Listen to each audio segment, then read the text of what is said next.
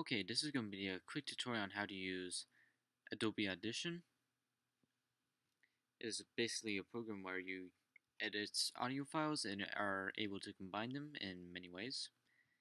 This is the basic look of what you'll see most of the time in Audition. These are just waveforms. The more that there are, the louder it is. Now, if you're going to be doing something like this, which is what I did, you're going to be working with a multi-track. So you'll select the part of the music you want, enter that into multi-track session,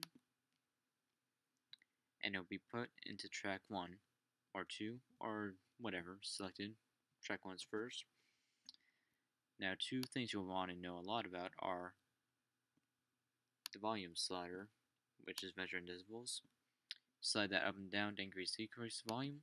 If you click, you'll make a point, make 2 points. You make it so that it gradually increases and decreases. The second bar, which is blue, influences the balance between the right and left channels. If this is mono, it won't affect anything. Go over to the effects track, you'll see that there are many different possible modifications you can make to the audio. One example is mastering, which allows you to increase or decrease the volume of specific frequencies. You can also go to something like Central-Trick Channel Extractor and remove vocals entirely. Well, I won't entirely remove them. It'll make it so that they're so quiet that you're probably not going to hear them. Now, just to show that you can add more onto there and what it'll look like, just take another part of that, and you now have another piece of audio to mess with on the multi-track. You can move it up here. If you move it here, you'll see these two yellow curves.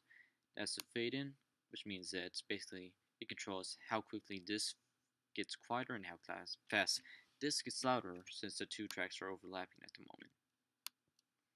To go here, there won't be any fade in lines automatically added, and this basically means they'll play at the same volume.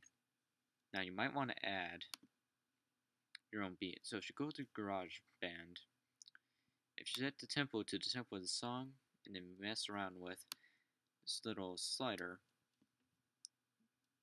you can create your own drum beat. Now, of course, loud, soft, volume of it, simple, complex, adds the amount of just general stuff added to it. Go between cymbals, hi-hat, and toms, just for different sounds for whenever. More fills, more they'll go on. Swing. But once you're done with that, you'll just want to export that file and then open it up back in Audition. A lot of this you'll just have to learn by trial and error, and as you go you'll just learn what you like the sound of and what you don't.